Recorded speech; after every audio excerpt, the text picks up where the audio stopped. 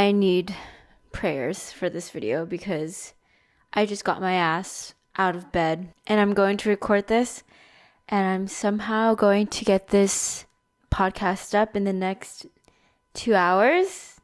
Yay. And I was like, I don't want to put on makeup and look like a half decent human being for this video, but I did anyways. All I did was braid my hair. This braid's like straight up like defying gravity right now. I braided my hair. Here I am. So we're just gonna get through this. Okay. But today's episode is actually really relevant because even in this state of being, I think it's fair that I am valued and respected as I am. No matter how much effort I put into myself, I should be respected and valued, and that should be the case for everybody out there. You really should be accepted as you are. The other stuff that you do to yourself, yes, it elevates it, but you have worth and you deserve the basic human rights as you are, period. There isn't anything you need to do to get that respect. Yeah, this is just such an important thing. It's something that I've struggled with all my life. I still struggle with it today. A lot of people deal with it. That's why they compensate by like buying luxury items, showing off in a certain way so that they cover up their insecurity and that the fact that they need these external things to validate and bring value to themselves. So anyways, I'm getting too much into this. Let's do high, low, buffalo.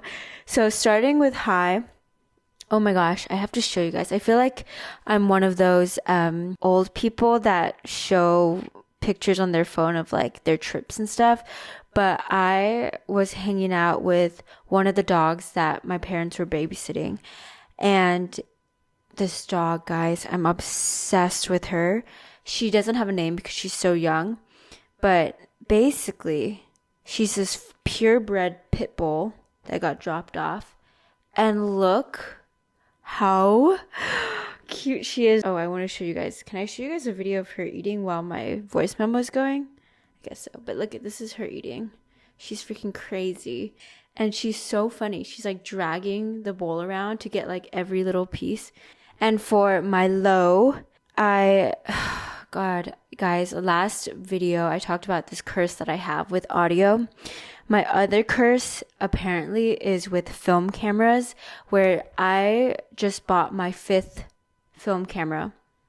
I bought it last week. I actually showed you guys in the vlog last video the film camera that I actually bought, and I was so excited to use it. I haven't snapped one picture in that film camera, and I brought it with me from New York to LA. Well, I tried to, and then instead I handed it to the TSA person, and she was supposed to manually inspect it because I already had film in there. And if you put, fun fact, if you put film into the security check, it will ruin the film. So you're supposed to get it manually inspected. So I handed it to her, but this girl does not hand it back to me. And so I completely forgot. And so it is definitely both ways. It is my fault also because I didn't remember to ask her for it. But I am here in LA without another film camera. So this is my 5th film camera to have been destroyed / just failed. I think I've spent now like maybe $600, $700 on film cameras that have gone to shit. And this is one of them. I filed a lost and found request or whatever for this camera, and I haven't heard back, and it's been a week now. So I'm kind of just losing hope. But that was literally so upsetting. And I was so excited for this camera, and I was so excited for the film I bought, Portra 400, which is a really pricey film. If you're in the film industry or that area, you know, Portra 400 is like, it's not one that you want to lose. I'm not going to talk about it anymore because it actually makes me so upset, and I'm so mad at myself. I just want to like smack myself in the head for doing that. But yeah, my buffalo, I had the weirdest dream recently, and it was completely about my mom. She decided that she wanted to switch into corporate life, and she actually got hired at my company in my dream. And so in my dream, I showed her my office. I gave her a tour of everything, and this is real. We have a coffee shop in our building, and it gives us free coffee. And so I was taking her there, and we asked for lattes, but they gave us cold brew, which was weird. And then she had her first meeting that day, and this girl was in our call. She takes off her shirt, and she was outdoors, and she had her camera on. She was like having so much fun in the summer, and she was like doing outdoorsy things. And my mom was like, oh my gosh, I have to do that too, so that I'm respected in this company, because if I don't do that, like, what are they going to think of me? Like, she's doing it. And I was like, oh my God, like, please, mom, like, keep your shirt on. Like, do not do that. You do not need to follow what everyone else is doing. Basically, it was getting frustrating because she was seeing the issues with corporate, and she didn't know how to navigate it. She wouldn't know how to either today, because she's never been in corporate. And so I was kind of showing her around and like giving her guidance, but it was freaking me out because she was just validating everything I was feeling. So maybe it was just my projection of how I felt, and just like seeing a third person go through the same exact things that I've gone through for the past 2 years now. Yay, 2 years. Anyways, moving on to the topic of this episode, which is how to increase your value and how to make sure you get rid of those shitty people in your life that actually don't value you and respect you as you are.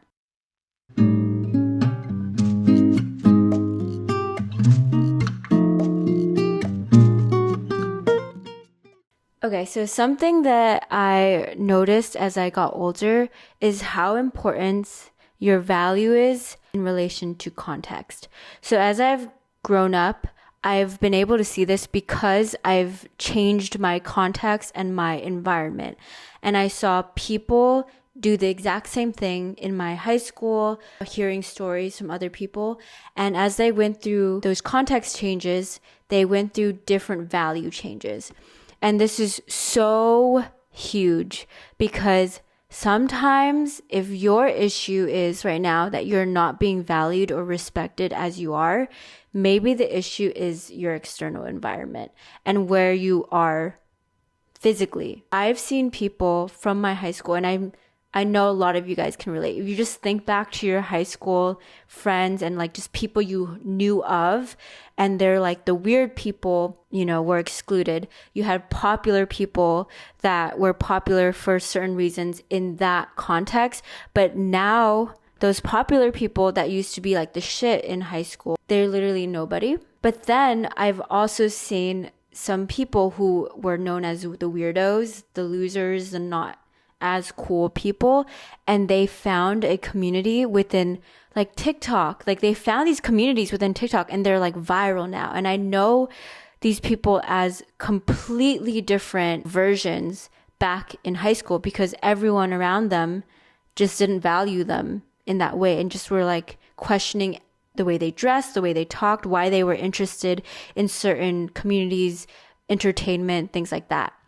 And it's crazy because if you look at the numbers nowadays and you didn't know that person in high school, you would think like, damn, like they're literally fans out there of these people, but they've never seen how they were treated back in high school. I'm being so broad right now because I know I have a lot of people that watch me, and I'm not about to call people out because I'm not trying to start anything. I'm sure as I was telling the story, many of you can think of one person at least that you saw go from one type of value and like go from being the shit or not the shit, and then switching completely to the other side. And the only thing that really changed about it, the major thing that changed about it, was their environment, and they were put into a place where the people around them saw their value. And another analogy for this is something that my dad had told me one time, where you can get the most rare, expensive, perfect diamond. If you place it in a jewelry store where people know the worth and like the pain and sacrifice that went into getting that diamond will be very expensive, and people will understand that. But the moment you move that same exact diamond to maybe throw that diamond into like a pile of other crystals and fake diamonds that look pretty much the exact same, you just couldn't tell until you like touched it, you would look at it and be like, yeah, that looks like every other diamond. You wouldn't even be able to tell that that specific diamond is worth $1 million+ dollars. And so this is like the same kind of situation where the context can do a lot for you. But even then, this is a very external way of fixing the value situation, but it can only take you so far, because if your context keeps changing, which it will, because that's just how life is, you don't want to, have to go back to square one and have to always rely on changing your external environment to make things better. It does help immensely though, because sometimes it's like the chicken and egg situation where once you start noticing everyone around you is valuing you more and they're treating you much more highly, you kind of naturally see the value in yourself. They kind of open the door and they show like, dude, you're super valuable. But at the end of the day, it's still not like the most permanent solution. And so another important thing to work on to make sure that you're still being valued is you have to literally meet it right at its core, right at the foundation, which is within yourself. And you have to value yourself first and foremost to actually let it shine through no matter what context you're in. And that even though things change around you, you still know and you're still grounded in the fact that you know that you're valuable and nobody can shake that. Like I said, the chicken and egg situation, it can lead others to seeing your value even though in the beginning they might have not noticed it. When I was growing up, when I was younger, like naturally I wanted to be liked just like everybody else. And so I did a lot of things when I was little to be a people pleaser. I was an immense people pleaser. And I mean it, I was rewarded for it. For sure. Like I was known to be very, very extroverted when I was very little, but that's insane because that's very unlike me. If you know who I am and knowing who I am now and just knowing myself in general, that was not normal. Basically what I did by, forcing myself to become a different version and to adapt myself to each person that I was meeting, I, basically kept telling myself that my natural tendencies, who I am, face value is not enough, is not correct. It needs to be changed. My reality is not the expectation and I'm not up there yet. And so I need to do all these things to get up there. And so by forcing myself to make all these changes, even though it came from a very innocent place, I was inherently telling myself who I am alone is not valuable. I didn't realize that was the case for a really long time. Also, the lighting is so shit. I'm so sorry. But I didn't realize this for a really long time until more recently. And I've been thinking about it. And I realized that I ended up teaching myself to not like myself because of those habits I started when I was little. As I've gotten older now, I've been realizing geez, I'm just tired, man. I just hate this lighting, guys. I'm so sorry. But I'm just really tired. And because I'm so tired of just having to shape shift and personality shift for all these people, and I'm just tired of dealing with people and being very disappointed, I got to the point where I was like, bro, I just really don't care. And you're just going to take me as I am. And yes, that's not 100%. I still do some shape shifting, especially for some people, but I don't do it as much as I used to, and I'm very, very okay with some people not liking me and not being part of every crowd and not being the most popular person, etc., etc. And as I got older and I stopped being liked by the masses, by the general public, because I wasn't people pleasing everybody and I wasn't trying to be the most popular person, I realized there's always going to be someone for somebody else. You're always going to have your person because every single person has their own unique preferences. One of my friends is obsessed with girls having a certain shape to their arm, but I know there's so many guys who like could care less. I know there's certain girls who are obsessed with Ryan Gosling, but I don't think he's that attractive. And like just with romantic, like physical looks alone, there's already so many nuances and preferences already.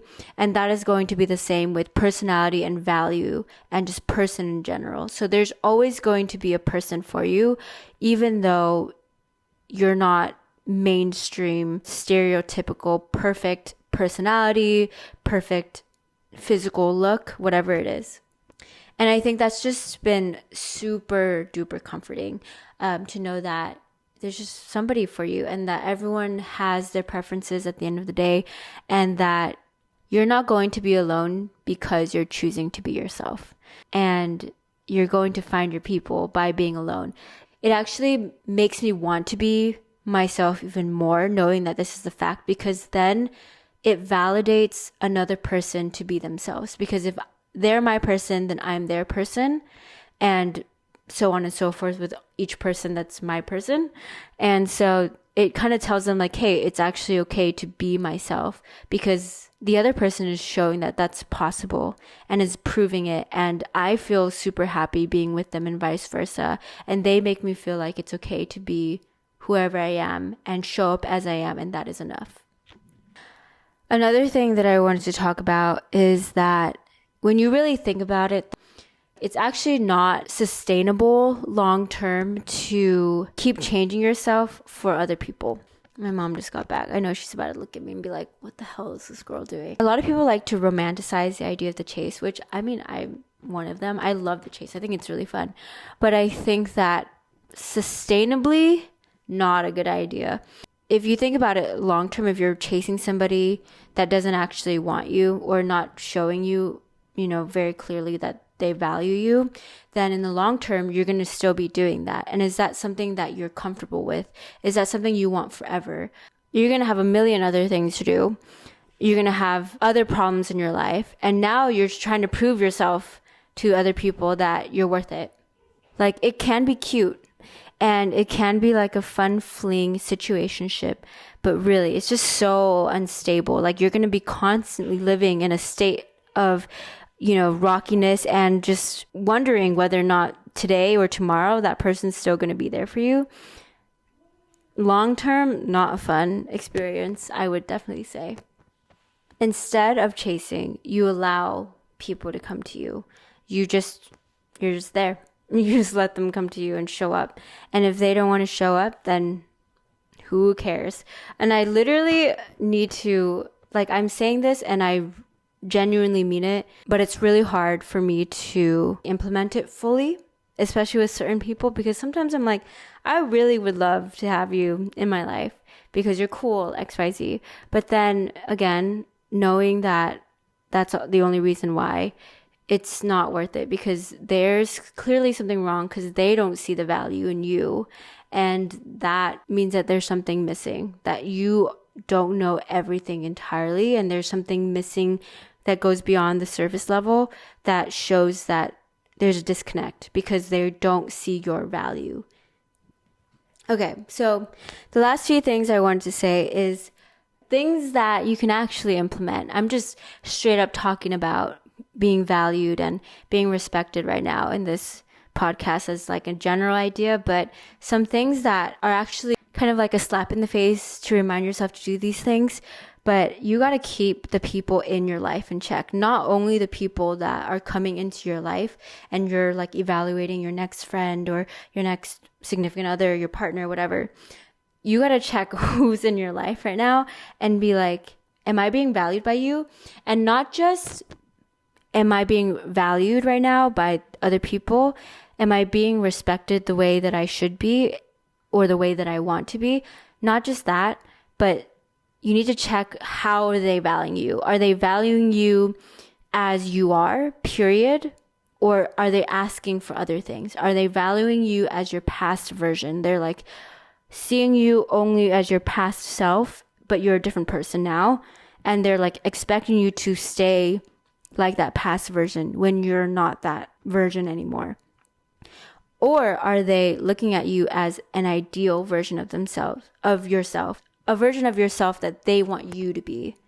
And it's really hard to distinguish it. But if you really just sit down and look at the details of how they interact with you and what they say to you, and when do they treat you the best, and when do they like to be around you? Is it when you are, dressed a certain way, acting a certain way, doing certain things? Or do they just like being with you, period? Or when they talk to you, do they ask you like, oh, like, you've never done that, like, how come blah blah blah blah, and they're like judging you for being slightly different than how you used to be? When you evaluate those little things, then you can see how they are actually accepting you. You should then see whether or not you should keep them in your life. And I don't mean to be dramatic and be like, no, you're completely cut out of my life and you need to make this dramatic scene and like talk to them and do all this stuff.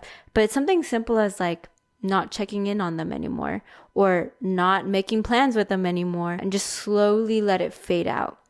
If they want to be in your life and they care, they will show you, and they will make an effort to be like, what's going on? And also, this is just a general psychology like thing. People really like what they can't have. So if you just be yourself, despite the fact that you know and they know that they don't like you being a certain way, or they only like you in certain contexts, but you still continue to be who you truly are, despite what everyone says, people are going to see that and they're going to be more attracted to it because they know they can't phase you. And they're going to be like, oh, I don't have control on this person. And it kind of makes them interested more and more attached to you. So if we're really going to play that game, that is another good reason why you should just stay yourself, because it actually does the opposite thing you might naturally think would happen, and it actually will bring people closer to you and see your value more just by rebelling and being different than others. You just really can't be everyone's improvement project. It's just too much work, and being people's improvement project just makes you seem like an object that can be manipulated and just easily stepped all over. So make sure you just don't end up in that spot. Yeah, make sure you just aren't easy, and pick your fights.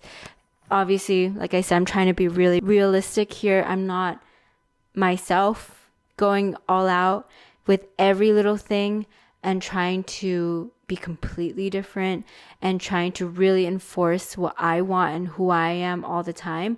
But I do pick my fights, and I do silently go away if I feel like somebody doesn't really care and I don't really care about that person.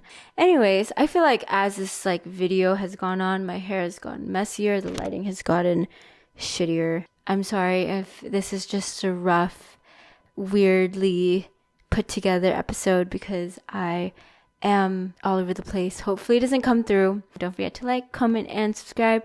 Hit the notification bell, all good things, and like the podcast, rate the podcast, follow the podcast, and share this with other people that you think that might be interested in listening. And I'll see you guys next week. Bye.